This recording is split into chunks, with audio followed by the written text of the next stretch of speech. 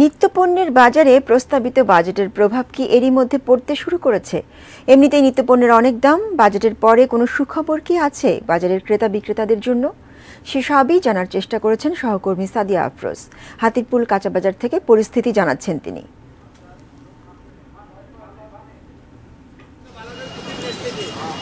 বৃহস্পতিবার বাজেট ঘোষণার পর আজকে আমরা শুক্রবার বিভিন্ন বাজার ঘুরে যেটি দেখতে পাচ্ছি যে শুক্রবারে এমনিতেই বাজারে জিনিসপত্রের দাম একটু বেশি থাকে, কিন্তু বাজেটের জন্য আলাদা করে তেমন কোনো প্রভাব পড়েনি। তবে এটি বলা যায় যে বাজেট ঘোষণার আগেই আমরা দেখতে পাই যে নিত্যপণ্যের বাজারে বিশেষ করে শাকসবজি কিংবা যে অন্যান্য মুদি দোকানের যে পণ্যগুলো রয়েছে, পেঁয়াজ, আলু কিংবা আদা রসুনের যে দাম, সেটি আমরা দেখছি যে গত সপ্তাহ থেকে বেশ চড়া।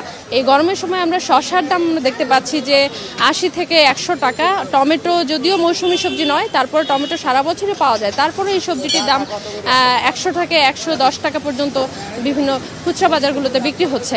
এছাড়া অন্যান্য যে সবজি, করলা, ধুন্দল, ঝিঙ্গা কিংবা বেগুন, এগুলো 80 টাকা বিক্রি হচ্ছে, যেগুলো গত এক সপ্তাহ আগেও 50 থেকে 60 টাকা পর্যন্ত ছিল। আমরা দেখতে পেয়েছি আলুর দাম গত বেশ কিছুদিন থেকেই বেশি এবং সেটি 55 থেকে 60 টাকা প্রতি কেজি বিক্রি হচ্ছে বাজারে। আদা 260 টাকা এবং রসুন 240 টাকা এই দামে বিক্রি হচ্ছে বাজারে।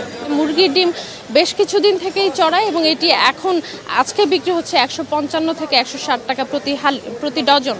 এবং এই যে মুরগির দাম কিংবা কাঁচামরিচ, আপনাকে জানিয়ে রেখে যে কাঁচামরিচ 180 থেকে 200 টাকায় বিক্রি হচ্ছে।